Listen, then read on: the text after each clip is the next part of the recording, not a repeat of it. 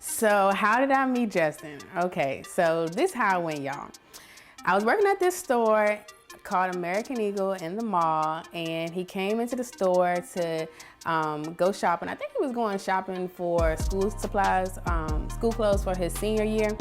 And he tried on a few outfits. I helped him out in the dressing room, you know, gave him different clothes and everything. And then when he came to check out, I laid eyes on this beautiful, I mean, she was fine, sexy, young girl. And I was really kind of, I guess not scared, but I really didn't want to approach. I was with my mom, my sister, so. I gave him a discount. For some reason, he thought this discount meant that I liked him, but for real, I gave everybody a discount, so it really wasn't even that type of situation, you know what I mean? And I ended up getting a name off her name template, and her name was Mahogany. So after, we left the store, whatever, I ended up going to Instagram and sliding in the DMs. I don't remember what I said. After that day, he used my name tag and found me on Instagram, which I thought was a little funny, but, and then he DM'd me, and from there he was like, sending them DMs like, good morning, beautiful, and how are you? It's so nice to meet you, and everything like that. My prom was coming up, it was my senior year, and I reached out to her, I said, hey, you wanna go to prom? She was like, no, I don't wanna go, cause I got this and I got that. So what I did, I hit up her friend. What he goes and does is invites my best friend to prom. I'm like, I ain't wanna go with you, but like, how can you go and do that? So she ended up, one night I was at home, she called me like, you invited my friend to prom. I said, yeah, I'm taking your friend. I said, something wrong? She was like, nah, ain't nothing wrong, I knew something was actually wrong, she was jealous of him. A few months go by, I was just like, okay, let me just give him a chance. Well, actually, I had showed my aunt a picture of him, and I was like, this the guy that keep hitting me up or whatever. And she was like, well, baby, just give him a chance, So it was really her that kind of pushed me to try him out. And so I gave him a chance, and we had our first date at Olive Garden. He was so sweet. He opened the door for me, and while we was talking and everything, during the date, like, he really asked me questions to get to know me. And I mean, a lot of the questions he asked me, I didn't even know, because I wasn't used to nobody asking me these type of questions. And I remember one question he asked me was, what did I see myself doing? Like, what did I believe God called me to do? And I was like.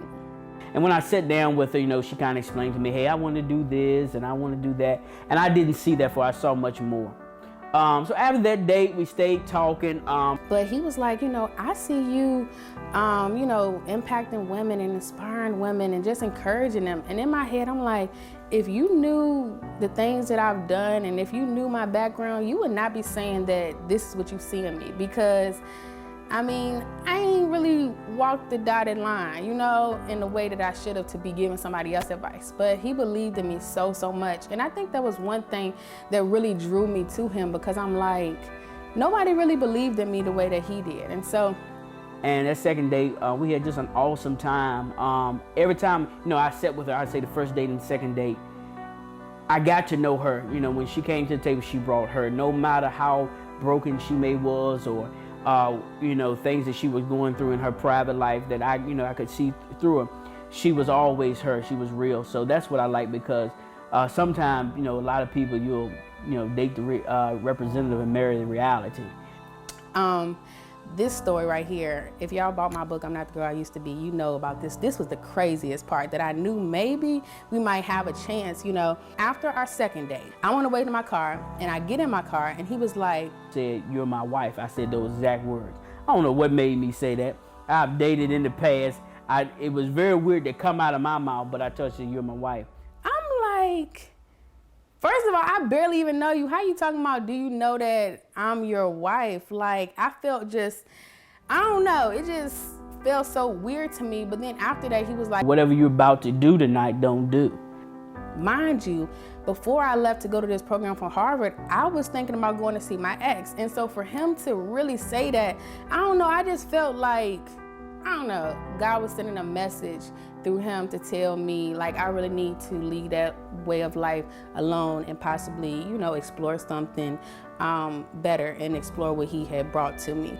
And after that night, She ended up going up to Harvard, but while she was at Harvard, we talked every day. And it was an isolation experience for her. God really dealt with her in that moment. She was there to learn, but God really spoke to her, and dealt with her heart and everything. When she came back, we just hit it on, and we've been together ever since. One thing I would say about our relationship is, as soon as me and Justin really started hitting it off, we knew that we wanted to get married. From the get-go, we knew that marriage was the end goal. And we said, why not get married young? Yeah, I mean, especially because, at the end of the day, I wasn't trying to tap that thing and not be married. So, we wanted to get married young. And I mean, I feel like people always shy away. Y'all know he asked you. People always shy away from the idea of getting married young because they feel like you need to have this and you need to have that. But listen, you can get married young, build from the ground up, and still be successful. So listen, we here for young marriage. Yeah, okay? yeah, and I think at the end of the day, I do believe as a man of God that there's certain blessings that God released from heaven. When you do get married, I believe the Bible says when you findeth that wife, you obtain a favor. You don't obtain that favor just finding a girlfriend. You obtain that favor actually putting a ring on it and actually being married. So that's why I got married young.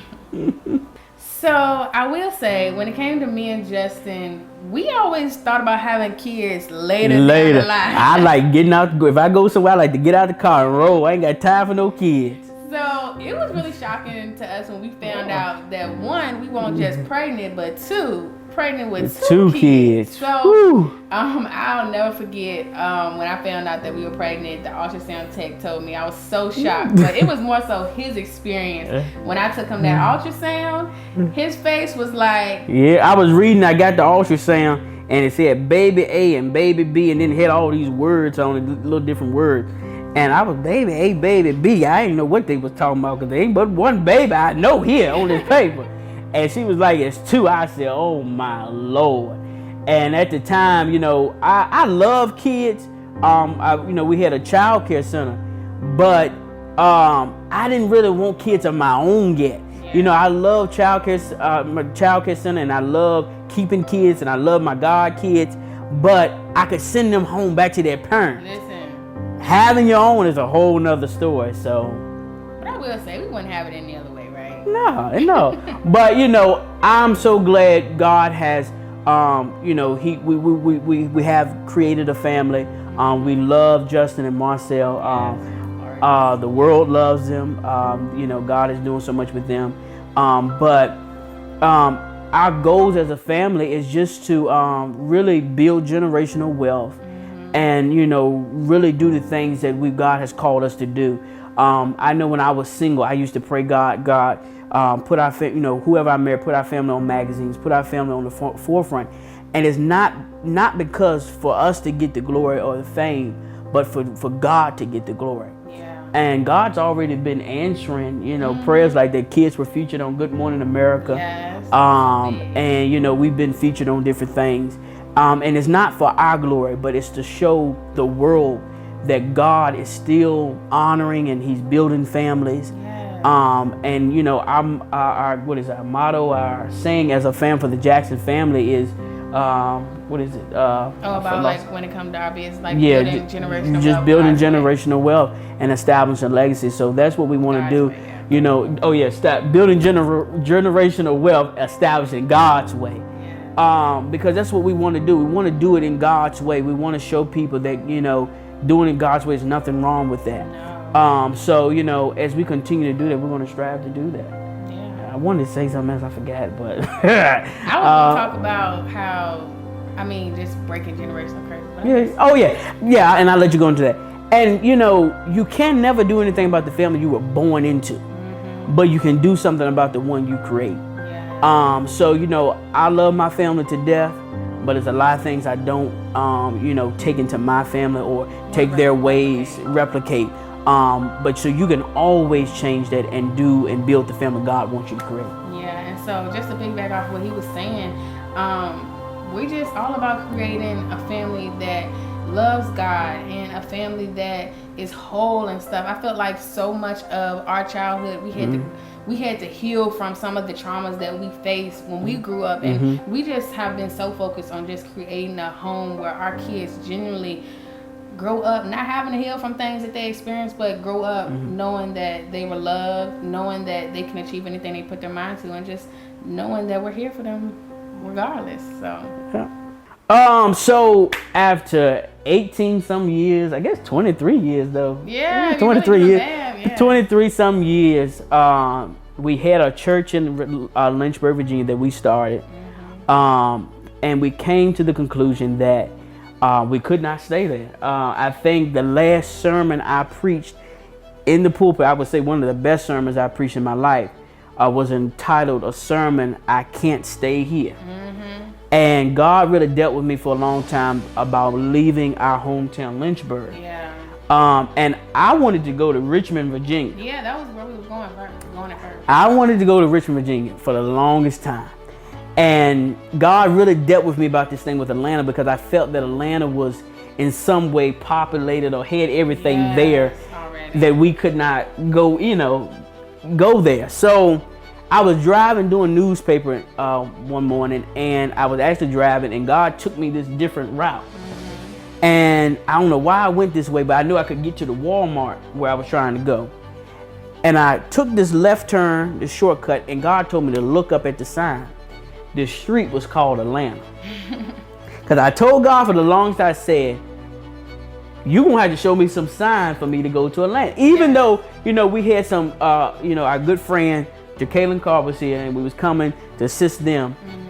I said, God, you still got to show me some kind of way. So, after those 18 years, and he kind of confirming that, we picked up and moved. And I would say it's been the best decision ever. One thing I love about Atlanta is just, the culture. I love how big they are on entrepreneurship. That's something in Lynchburg you didn't see much of, So I think being here in Atlanta has given us more opportunities. We've been able to meet different people and just grow, not just our businesses or our influence, but, just spiritually and just as people.